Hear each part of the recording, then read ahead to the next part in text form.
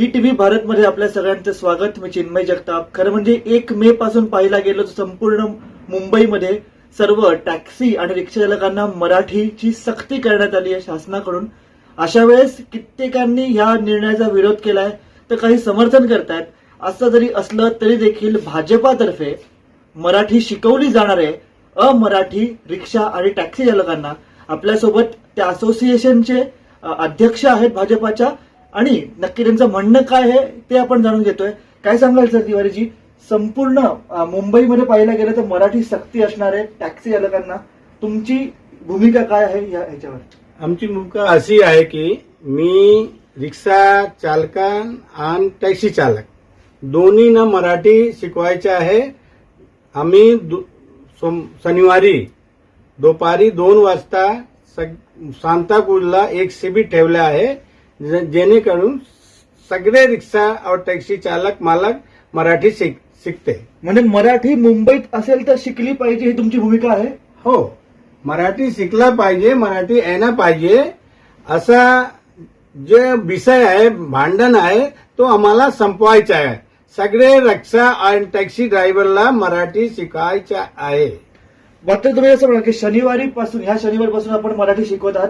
नक्की कशा प्रकारे मराठी शिकवाल? कुठे शाळा असणार आहे, कॉलेज असणार आहे किंवा काही कोणती जागा आपली निश्चित केली आहे का? नाही, आमचे भाजपाचे कार्यालय है जहाँ पर 150-200 लोग बसू सकतो.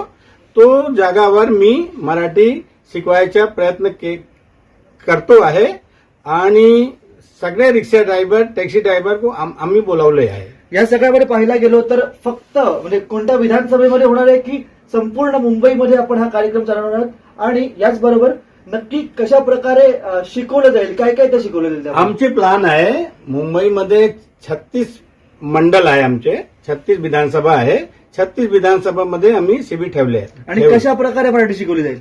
मराठी विशेषज्ञ लोक, टीचर लोक असते त्यांना मी हायर करतो. आणि यामध्ये रिक्षा चालक जे आहेत, जे अमराठी आहेत, ज्यांना मराठी येत नाही, त्यांची भूमिका अशी आहे का की आम्हाला मराठी शिकायचंच नाही, आम्ही जर एक असं पण वर्ग आहे की आम्ही जर मुंबई सोडली तर कोण रिक्षा चालवेल, याविषयी पण असं रिक्षा चालकांना उत्साह आहे मराठी शिकायचं, शिकण्याची गरज आहे. त्यांना पण माहित आहे की मराठी शिकवायशिवाय काय वेगळे रास्ते नाही. एक शेवटचा प्रश्न पाहायला गेलो तर असंही म्हटलं जातं की काही ठिकाणी संप केला जाणार या निर्णयाविरोधात. तुम्हाला या संपाविषयी काय वाटतं?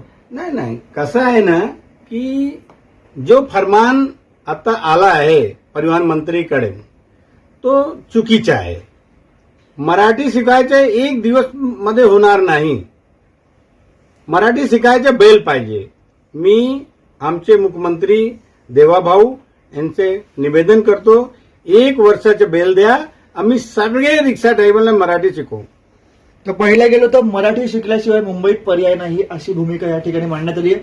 याचबरोबर जर आम्हाला 1 वर्षाचा वेळ मिळाला तर आम्ही व्यवस्थितरित्या मराठी शिकू असंही या ठिकाणी सांगण्यात आलंय.